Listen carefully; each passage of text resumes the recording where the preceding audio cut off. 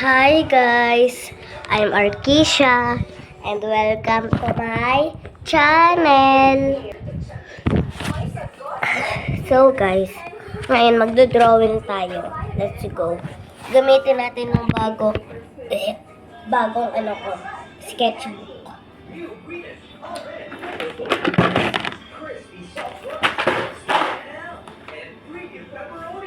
Ito.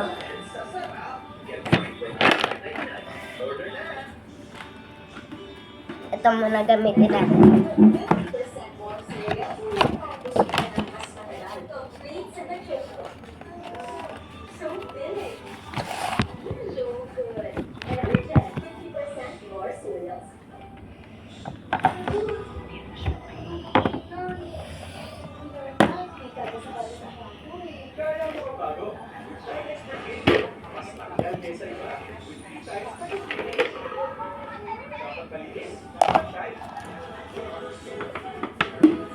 Ano kaya pwede? Girl. Okay.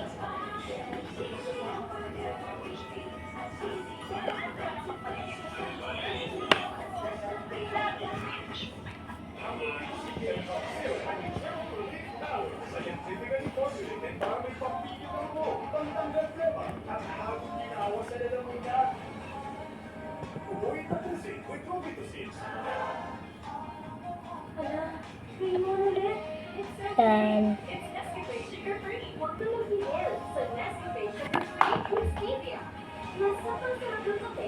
Ayan.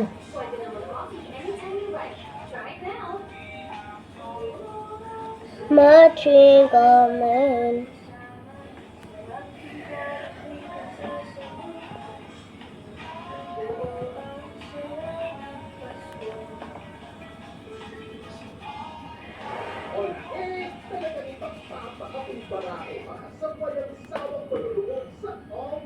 Ito na yung drawing ko guys. Pakita ko na lang.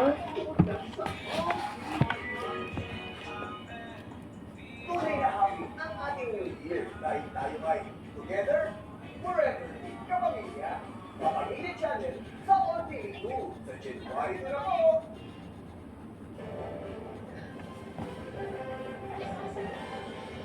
Kukuha muna tayong damit. Damit. Dahil sa isinasagawang EDSA rehabilitation, dahil mula sa EDSA Orense nagpapatuloy. May mga bahagi naman ng EDSA na lalatagan na ng asfalto. Pwede yan, nalatagan na ng asfalto. Yung ilang bahagi dito, kagaya na lang ng Guadalupe, Magallanes, at sa may Buendia. Pero marami pa rin sa mga bahagi dito, kinakailangan pa ayusin, lalo na nasa phase 1 pa lang, yung EDSA rehabilitation na yung nakasakang matatapos sa May 2026. Balik trabaho ang ilan ngayong Biyernes matapos ipag-iwan ng Pasko. Pero sa halip na maayos na biyahe, matinding trapiko ang sumulubong sa kanila pagdating sa sampang ng EDSA Guadalupe sa Makati. Dahil sa sinasagawang EDSA rehabilitation na nagsimula noong December 24. Kung grabe, ang tagal na namin, 30 minutes na yata kami. So, ito na yung drawing ko. Naibig natin sa traffic ang mga Para maniwala kayo. sa hindi malaanan ang inaasfaltuhang southbound lane ng EDSA mula Orense hanggang Magallanes. Kulayan na natin.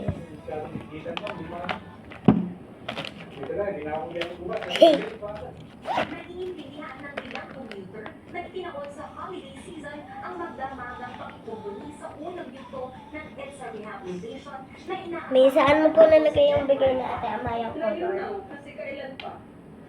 Baka makulang na ng budget. Kalimutan. Red.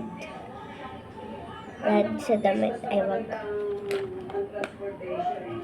Blue. Mas better na rin ng holiday kaysa pag may pasok mas abala sa mga estudyante. May ilang motorista namang hindi sang-ayon. Dito kasi ngayon dapat hindi mo lang ngayon. Huwag mo naman makaka ng traffic dito. Dapat naman tagal ginagawa ko, hindi dapat sa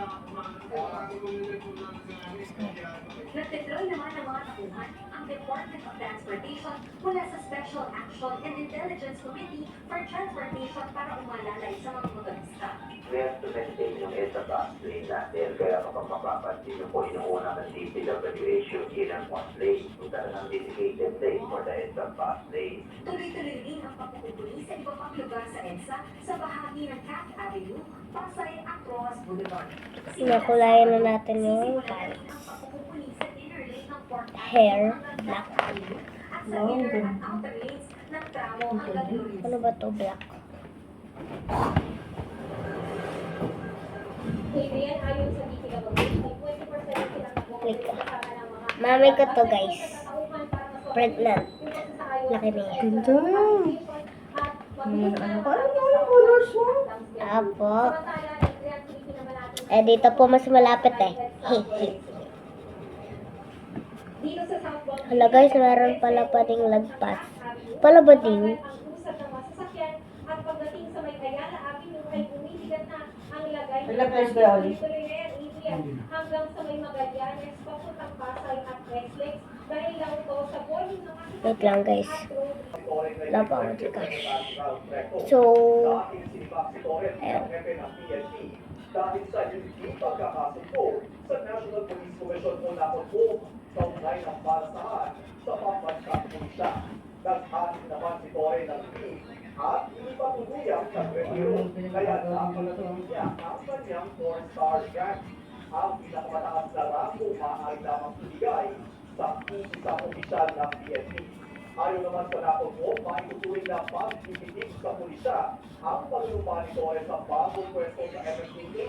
Kaya makukuha na ni Acting PNP Chief General Jose Melencio Narvaez ang kanyang 4-star rank. May namumulong dagdag presyo sa diesel, gasolina at kerosene sa huling Martes ng 2025.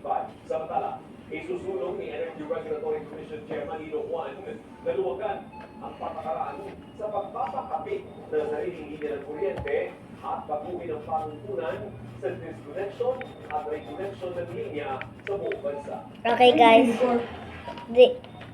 Drinker, yun lang. Ano yun? Search doon, search mo. Yung nga. Di ko ma-explain, hirap. Basta. Kaya ginagawa nila ng paraan para magkaroon ng sarili linya ng kuryente. monitor namin yung sariling gamit namin pag konsumo ng kuryente. At the same time, sa lola na para makalis na rin sila. Mas maswerte ang kabarangay niyan si Jaime dahil kakakabit na ng sarili nilang metro matapos ang mahigit 30 years na nakikigabit sa kapitbahay. Kung ano ibigay sa amin na control rate ng gano'n, yun na yun. Siyempre, sasabihin sa'yo, sa iba pa yung mga ganyan. Dahil sinusulong ni Energy Regulatory Commission Chairman Nino Juan na luwagan ang pamasaran para magpakabit ng sariling koneksyon ng kuryente. Kadalasan kasi nakikita Tapos blue. ang hirap ng pamilya dahil ang mga miyembro ng poor police at marginalized sector Hindi to blue. hindi sinapasok sa diskwento sa singil sa Di ba kuryente. itong jeans? Heather. Kala ko si ano. Dennis. Oh, nabasa ng mami ko, jeans. Wow. Wow, jeans. Nabasa niya, wow. So, eto na yung drawing ko. Papakita ko siya. Ligpitin ko lang ito. IT Chairman Juan, bilang pag-aanda sa pagpasok ng mga smart grid at smart meters, pwedeng online na ang butulan at pagpapalik ng kuryente sa mga hindi nakakabayad sa takdang petsa. Bakit tayo mag-issue? Ayan. Bye-bye.